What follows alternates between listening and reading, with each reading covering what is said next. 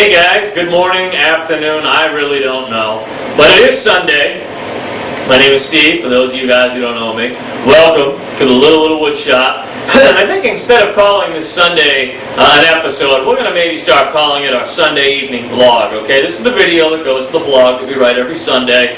I do my best to get it out tonight, but sometimes I don't squeak it in until the morning. But anyways, I had a gentleman write in, ask me a question about how we do maintenance on the machine. So the title for our blog this week is CNC Machine Maintenance, okay?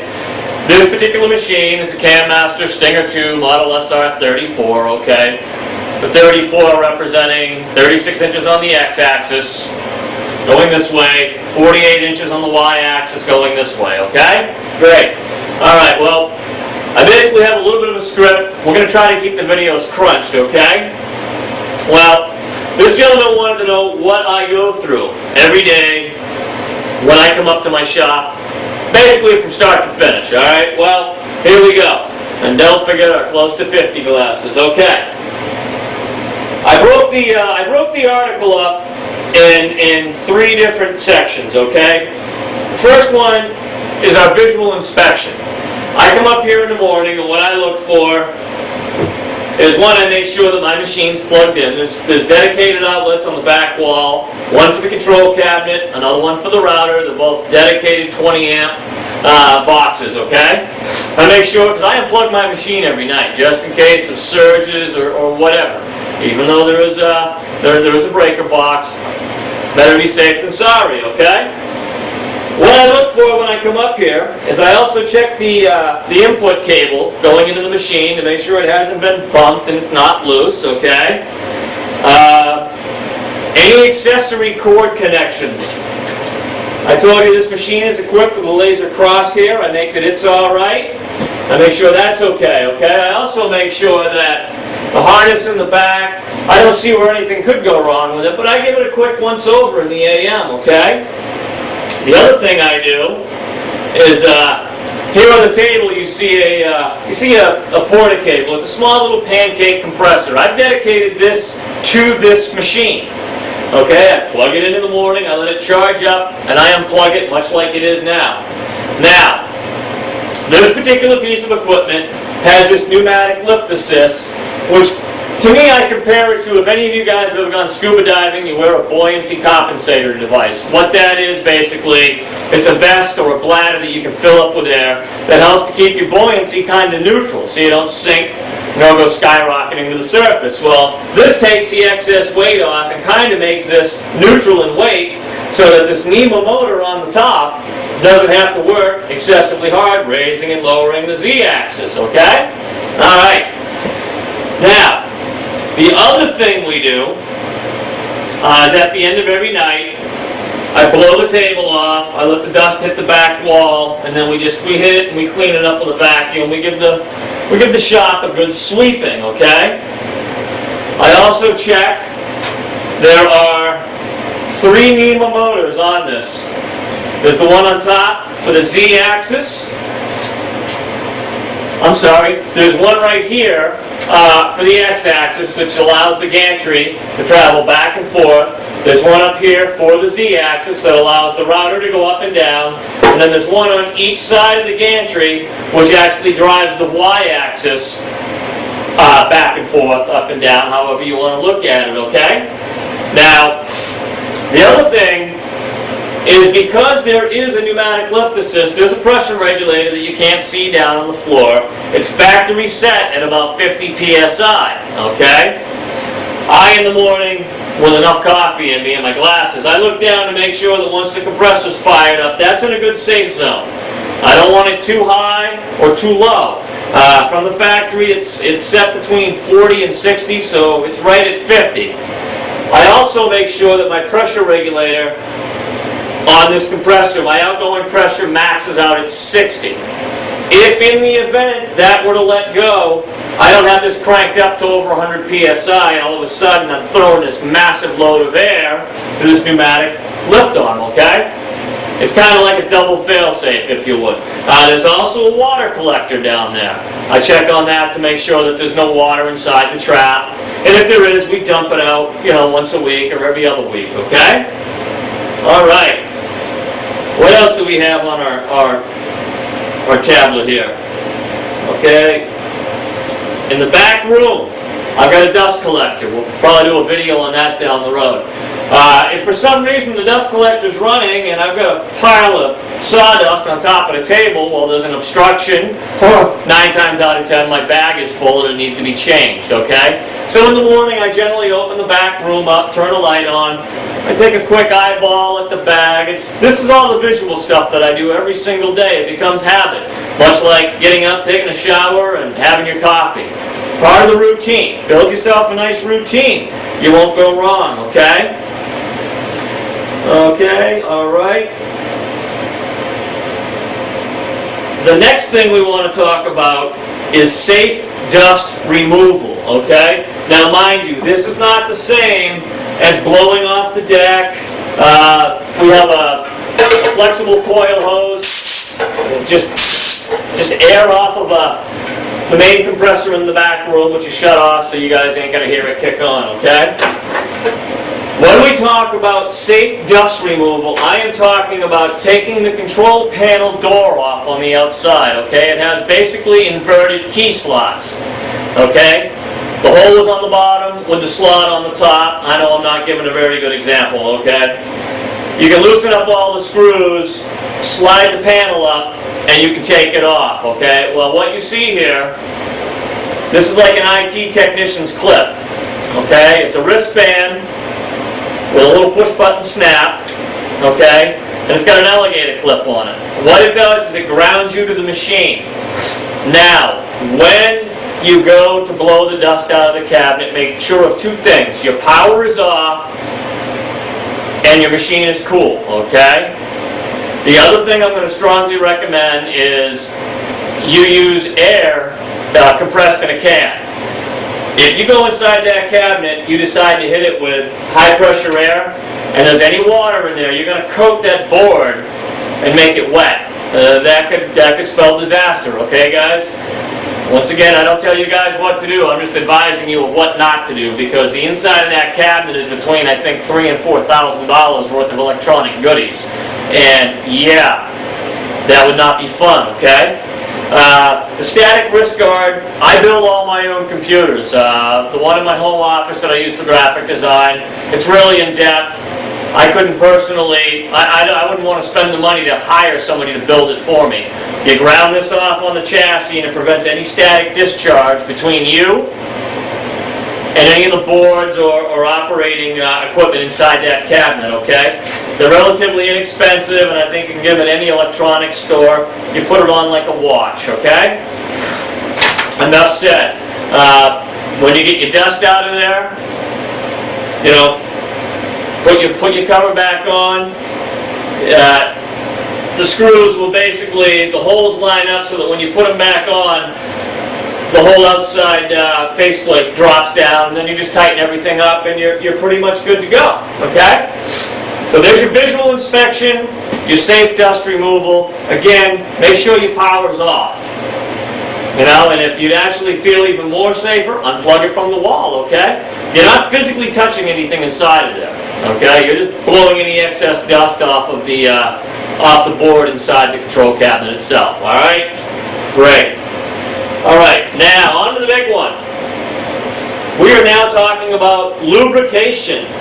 Let me get this thing out of the way here. Ugh. All right, now I'll get my stuff squared away a little bit better here. Please excuse me for just 1 minute. What you need to clean and lubricate your machine is actually not that big of a deal. I'm going to also include some stills, okay? And again, this is a Cam Master machine, so whatever you bought, whether it's a shop bought, maybe you did a home build, look at your own instruction manuals, okay, your owner's manuals, and find out where everything is, okay? Well, after and we just did the maintenance on this today, by the way, okay? After I blow the table off, you know, I'll hit the wire guards, I'll hit the rails. The one thing I'm big on are these I guess these are like the box of rags, okay? These are a very tough, very durable towel, okay? Move our gantry out of the way here. I take and I wipe these Highland, these rails. I wipe them off and I get the bulk of all the crud off of them. Okay, we've got blocks in here for our grease, where our grease will end up going into. Well, like I said, we're gonna include some still pictures in this. Okay, I'll attach them to the blog. I can put them in the video. We'll mark everything up with arrows and basically some type of definitive information as to what, where, how, and why. Okay. I make sure I wipe everything off the best I can. Now, for this particular manufacturer, they say I can use a 3-in-1 oil for these rails. And then we also have, these are like a toothed rail that underneath, there are little gears. And the gears lock onto these rails and move the gantry both on the X and the Y. You can't see it back here, but it's the same thing again. We'll include pictures. I wipe everything down. I give it a nice light coat of WD-40. I work everything in, okay? I don't want this stuff running and dripping off the machine. I just want to coat it. The WD is going to help as a nice rust preventative, okay? Well, when we get ready to grease this thing up, basically, the company I purchased this from, Can Master, they do have a grease kit. It comes with a couple tubes, and when it comes time to replace, this is just a multi-purpose lithium grease. Alright, nothing fancy. I got this down at the hardware store. Okay? We'll get to these little two Allen wrenches, these little T Allen wrenches in a second. Okay? And our grease gun is not that big. Doesn't even hold a lot of grease, but that big tube will probably last you at least a year or better. Okay? Once again, it comes down to how much wear and tear you put on your particular machine. After 20-25 hours of runtime, I grease everything, all right? I don't wait to hit 40 hours, and right now, I'm only having to do maintenance about every other week because I'm only running on orders at the moment. I'm not milling anything for stock. Okay, let's get our gantry back here.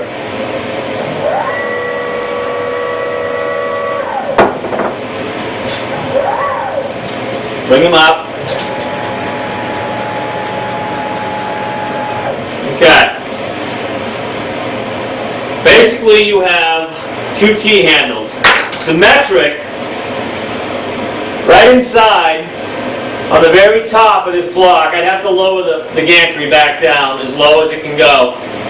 There is a little button head cap screw, and this is a, oh my god, it's a 2.5 millimeter. You take that off with the gantry all the way down, and you basically will drop this in. You're going to pump some grease into this block. Now, the pictures that I'll include, there's also a block below it. You've got to go up from the bottom, take the screw out from underneath, and go up from underneath the bottom and pump some grease in there, okay? Now, there's two on each side, but I'm not going to bother crawling over the machine. Now, you get the idea, okay? There's two here, there's two over there. Now, there's also, down here as well, for these rails, there's two more blocks on this side, two on the other side. Again, a 2.5 millimeter Allen wrench will go in here. These longer T-handled ones just happen to work better. I like them. You're going to take your screw out. You're going to stick your grease gun in there. You're going to pump some grease in. Be careful. Any excess that oozes out, wipe it off, because you don't want your grease falling on your table. It's going to make a mess, and then whatever part you go to set down later, you're going to get grease on it, and if you got to paint it, you guys know the deal. The paint isn't going to adhere, and you're going to be upset, and you may have to rerun the part. Not like I haven't done that. Alright? There's two here, and again, there's two on the other side. Okay, so far, 2, 4, 6, 8. Okay? You got 8 fittings. Now, they tell you in the owner's manual for this particular machine that you only have to do 2 of the 4 blocks. Well, if they're there, I'm going to pump all 4 full. Instead of maybe putting 20 pumps into just 2 blocks, I'll put 10 pumps into all 4 blocks. I'll divide it up evenly, okay? Again, wipe off any excess so you don't get it dripping gooey lithium grease all over the top of your spoiler board, okay? Now the last place that we physically have, we have a bearing block down here. I'm sorry, we have a grease block. Or what is the actual technical term for this? Let me get it for you. It is called, I'll be darned. Yeah, it is called a bearing block. Okay. Okay. My mistake, excuse me. Down here, you have a couple more fittings, and again, I will include these in the still pictures. Okay? These actually have a grease fitting on them. Now, not just any grease gun is going to work, unfortunately. You need this special tip through my particular manufacturer. I don't know where they get them from.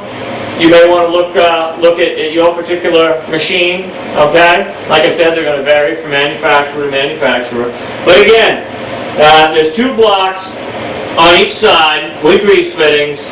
Put them directly into the nipple fitting. I pump them full. Now I don't so much mind if a little grease drops here. It's going to hit the floor and not the table. But again, if something oozes out, wipe off the extra, okay? And that is about that for this particular machine.